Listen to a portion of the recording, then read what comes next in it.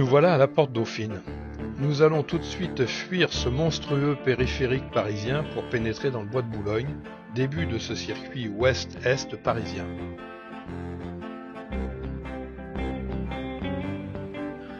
Ancien terrain de chasse des rois de France, ce bois est devenu le grand lieu de détente de l'ouest parisien.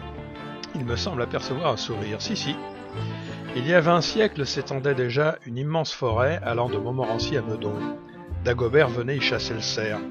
Vers 1315, Philippe le Bel y fit édifier une petite chapelle après un pèlerinage à Boulogne-sur-Mer et le bois prit naturellement son nom de bois de Boulogne. Devenu une promenade à la mode vers 1727, le bois donne lieu à toutes les extravagances. C'est Louis XVI qui l'ouvrit entièrement au public. La Révolution et la campagne de France vont le mettre à mal, occupé et saccagé par 40 000 soldats anglais et russes. Napoléon III décide de remodeler la capitale et confie la mission de redessiner ce bois à deux anciens collaborateurs du baron Haussmann. Pas moins de 400 000 arbres furent plantés, lacs et rivières creusés sur un parc de 846 hectares. 95 km d'allées sinueuses vinrent s'ajouter, rendant aux Parisiens un lieu de promenade privilégié.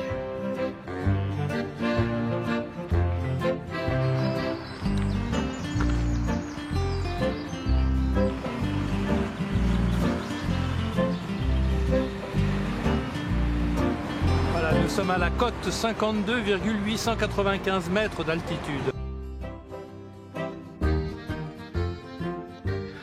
Lord Ranelagh, irlandais amateur de musique, fit édifier en 1774 une rotonde pour des concerts à l'emplacement du jardin actuel, disparu en 1858 lors de l'aménagement du bois de Boulogne. En 1860, le préfet Haussmann fait redéfinir le tracé du jardin, ombragé par des arbres majestueux, noisetiers de Byzance de 20 mètres, marronniers d'Inde dont l'un est âgé de 200 ans, et un petit couraya du Caucase de 30 mètres. Marie-Antoinette puis l'impératrice Joséphine apprécièrent ce lieu. D'ici partit en 1783 le premier vol en ballon libre monté. Pilâtre de Rosier et le marquis d'Arlande s'envolèrent dans leur montgolfière de papier chauffée au feu de paille pour se poser 25 minutes plus tard à la butte aux Cailles. Là, on va pas essayer de deviner le prix des appartements là. La rue des Vignes, l'ancienne ruelle Saint-Paul, un très ancien chemin tracé en corniche sur le flanc sud-ouest de la colline de Chaillot.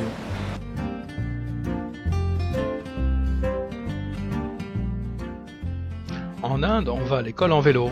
À Paris, on va à l'école en trottinette. Et tout là-bas dans le fond, on aperçoit le dôme des Invalides. Nous voilà dans la rue Berton, assez étroite. C'était autrefois la rue du Roc. Ce cheminement romantique en vieux pavé, entre murs vétustes aux herbes et mousses spontanées et maisons campagnardes, est un des très rares vestiges du Paris-village d'autrefois, en l'occurrence le village de Passy.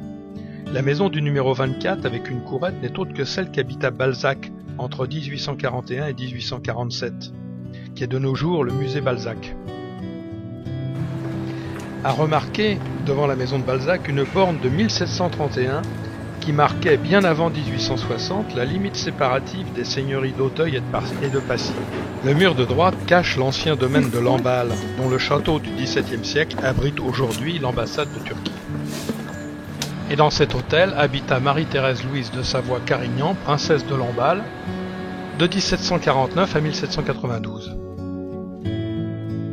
Nous entrons dans le parc des Eaux. Ce jardin public de 15 000 m² est enserré dans un grand quadrilatère bâti sur 3 côtés. En ce lieu furent exploitées avec succès pendant 150 ans 5 sources thermales, découvertes et promues dès 1720. On les décrit à l'époque comme toniques, astringentes, apéritives, utilisées dans le traitement des voies digestives, du foie, de la rate et j'en passe, bu à dose de 3 à 6 verres et coupées d'un peu de vin. Et comme par hasard, elles ont perdu toute leur vertu du jour où l'eau fut, par philanthropie, distribuée gratuitement.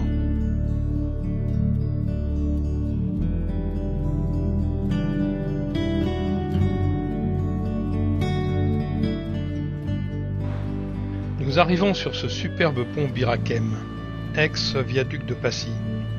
Il est constitué de colonnes cannelées en fonte et il fut édifié en 1903 comme pont routier, prévu en outre pour supporter le viaduc supérieur destiné au métro. On le voit souvent sur les films, souvenez-vous.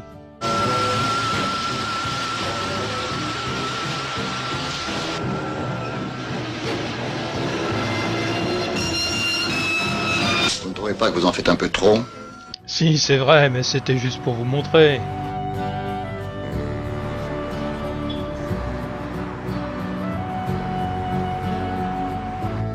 Vous voyez bien, il est plus là, Babel.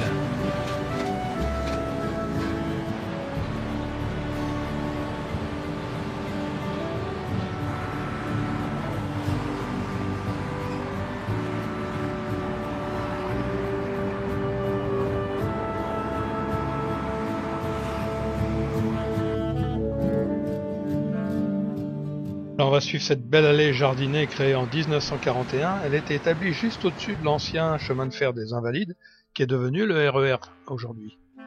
En quelques mots de cette tour Eiffel, hauteur 324 mètres, construite de janvier 87 à mars 1889 par Gustave Eiffel.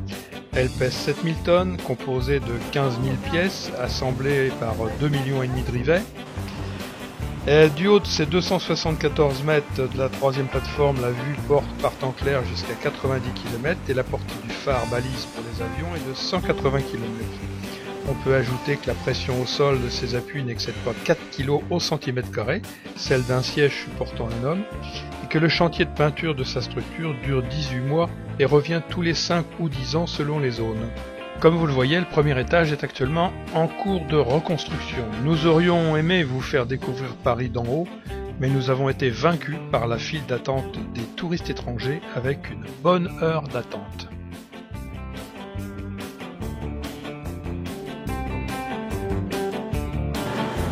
Et quand je pense qu'il y a des mauvaises langues haut-alpines qui disent qu'il pleut toujours à Paris.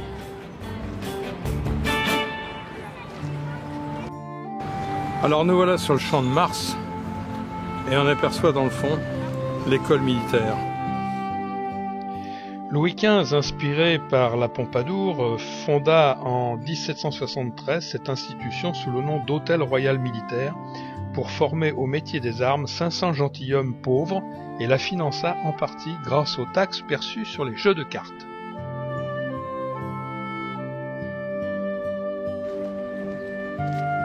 Le jardin de l'intendant met en valeur les bâtiments de l'Hôtel Royal des Invalides, dont c'est ici l'extrémité sud, et qui occupe au total un terrain de 127 000 m². Édifié entre 1671 et 1676 par Libéral Bruand et achevé par Jules Arnaud-Mansart en 1677, cet hôtel avait été voulu par Louis XIV pour accueillir 5 000 à 7 000 soldats blessés et amputés. L'église du Dôme présente le plus beau dôme qui ait été construit en France. Sa flèche culmine à 107 mètres de hauteur. Alors nous sommes maintenant avenue de Breteuil.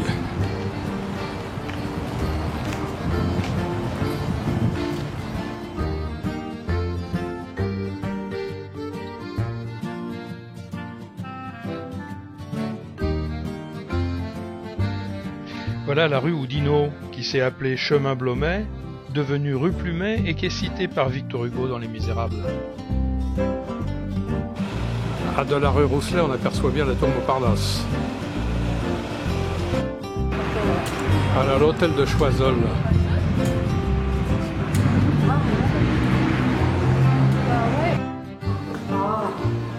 Dans cette cour, d'anciens ateliers d'artistes et dans le fond, une fontaine avec un Neptune.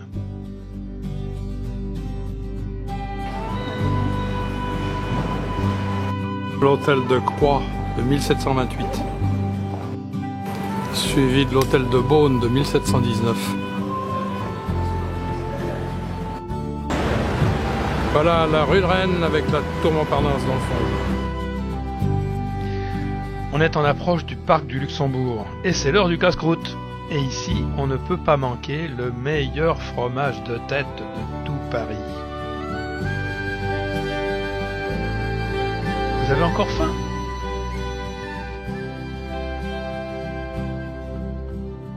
Bon allez, vous prendrez bien un dessert.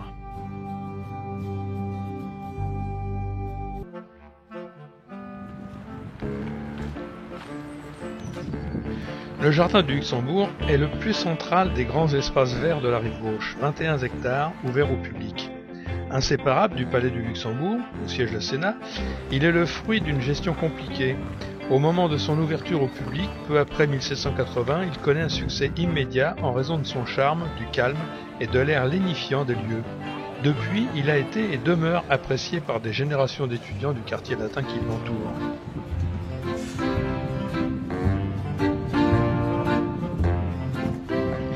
Le palais du Luxembourg doit son nom à l'hôtel bâti au milieu du XVIe siècle et qui appartenait à François de Pinay, duc de Luxembourg. La régente Marie de Médicis achète l'hôtel et le domaine en 1612 et commande en 1615 la construction d'un palais à l'architecte Salomon de Brosse. Elle s'y installe en 1625. En 1715, le Luxembourg revient au régent Philippe d'Orléans. Et puis il devient une prison pendant la Terreur avant d'être affecté en 1795 au Directoire. Et à la fin de 1789, le Directoire fait place au Sénat conservateur. Si, c'était son nom.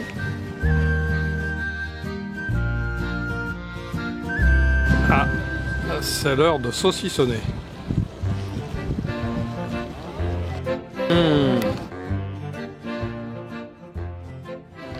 Le bassin de la fontaine Médicis est bordé de platanes géants plantés vers 1840. La fontaine même a été édifiée en 1620 par Salomon de Brosse.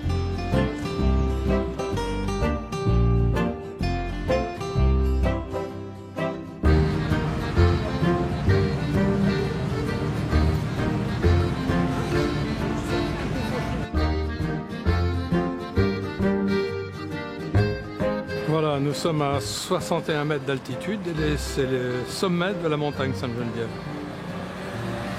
La rue de l'Estrapade, du nom du supplice de l'Estrapade, lâché d'une haute potence, un corps était retenu par une corde juste avant le sol, et à chaque fois il se disloquait un peu plus. Et ici fut créé au XVIIIe siècle le bureau central des Fallots, pour faire accompagner chez eux les habitants sortis nuitamment. Voilà le lycée Henri IV, qui occupe tout l'îlot.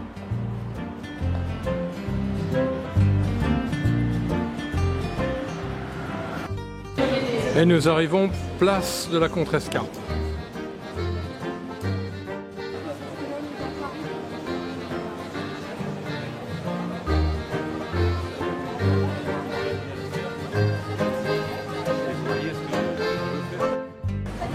Bon, on va laisser ici la rue Mouffetard, qu'on a déjà vue sur une autre partie du circuit, par la rue du Cardinal Lemoine.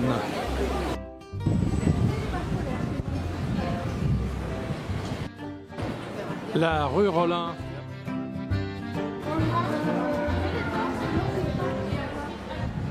Pour les cartésiens, voilà la maison de René Descartes.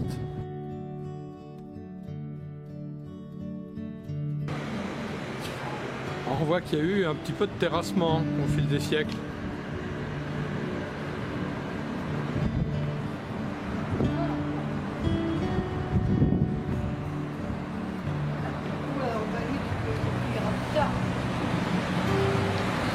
Comparable aux arènes de Nîmes et d'Arles, cet édifice romain de la fin du 1er siècle était plutôt à double usage en tant qu'amphithéâtre à scène, l'un des plus grands connus, jeu du cirque alternativement avec des spectacles.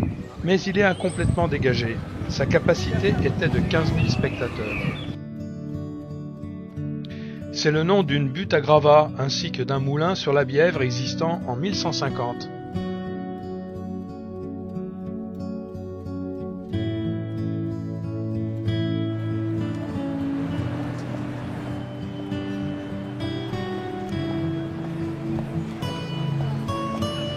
Voilà au Jardin des Plantes.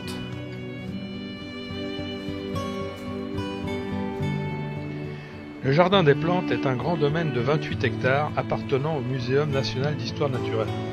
C'est une institution très spécialisée dans les domaines de la botanique, de la minéralogie, du monde animal et autres sciences de la nature, qui anime 27 chaires d'enseignement et dirige des laboratoires de recherche de pointe. Y sont employés 1500 personnes du scientifique au jardinier. L'origine du jardin des plantes se situe sous Louis XIII. Le médecin du roi, Guy de la Brosse, convainquit ce dernier de créer un jardin royal des plantes médicinales, ce qui fut réalisé en 1635. Buffon en fut l'intendant de 1739 à 1788.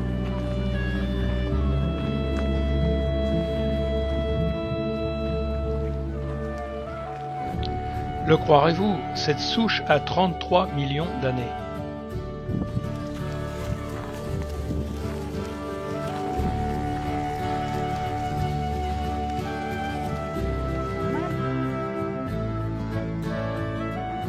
La rue Poliveau, ça vous dit quelque chose? Pourtant, c'est souvent que vous nous demandez si on a rencontré, par exemple... Janvier, je veux 2000 francs, janvier, 45 rue Poliveau. Oui, on le sait, plus un franc, plus un sou. Vous ne trouvez pas que vous en faites un peu trop? Si, mais tu l'as déjà dit, c'était pour leur montrer que ça se passait là. Voilà le boulevard de l'hôpital. Nous entrons maintenant dans l'immense domaine du groupe hospitalier Pitié-Salpêtrière, le plus vaste de Paris, au total 33 hectares sur les 132 qu'occupe l'assistance publique Hôpitaux de Paris dans Paris. Nous pénétrons par l'élégant pavillon d'entrée de 1767 dans le beau jardin La Française, qui met en valeur l'imposante façade de 215 mètres. Les bâtiments furent commencés en 1660 par Levaux et achevés par Libéral Bruand. Le tout est dominé à 52 mètres par le dôme octogonal de la chapelle Saint-Louis.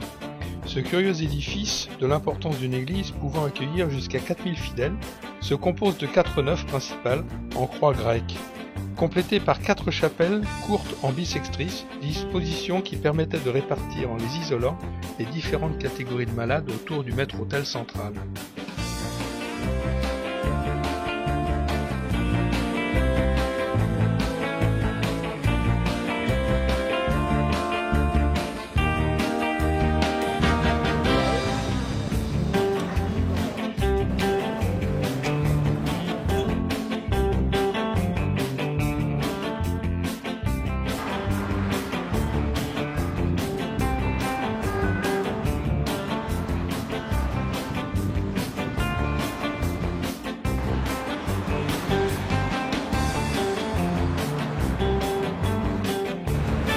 Petit clin d'œil au passage à la bibliothèque François Mitterrand.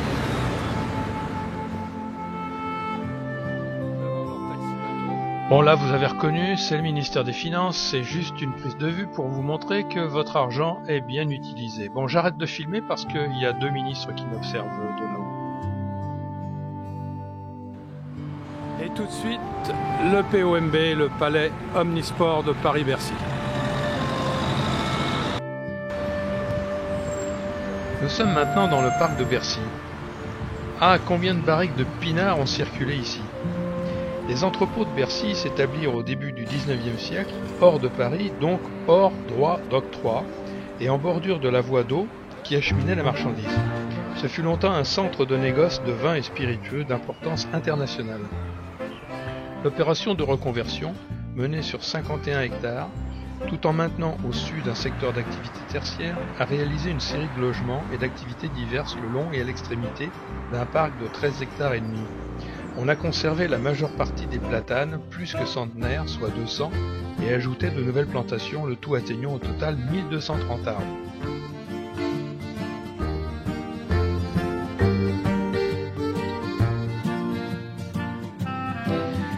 Et c'est ici que va se terminer cette nouvelle traversée de Paris.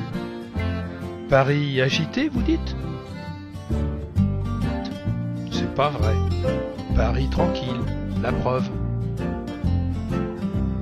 Quant à nous, on est à Bercy Village. 20 km, ça donne soif. Après tout, on est dans les anciens entrepôts à pinards. Alors santé!